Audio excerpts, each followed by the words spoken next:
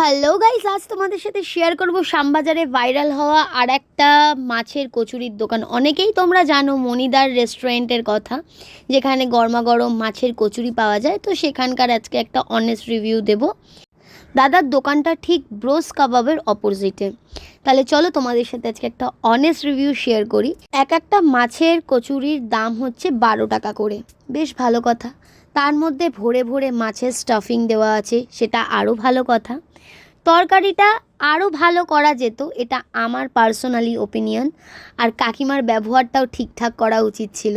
মাছের কচুরির ভেতরে মাছের যেই একটা টেস্ট বা ফ্লেভার, তার কিচ্ছু নেই। তরকারিটা কুমড়োর ঘ্যাট এরকম লাগছিল। মোটামুটি 10/2, এর থেকে বেশি দেওয়াই যায় না। কচুরির দাম অনুযায়ী এটার কোয়ালিটি আরও ভালো করা যেত। আজকের ব্লগে এইটুকুনি, দেখা হচ্ছে নেক্সট ভিডিওতে। চ্যানেলটাকে সাবস্ক্রাইব করো, বাই।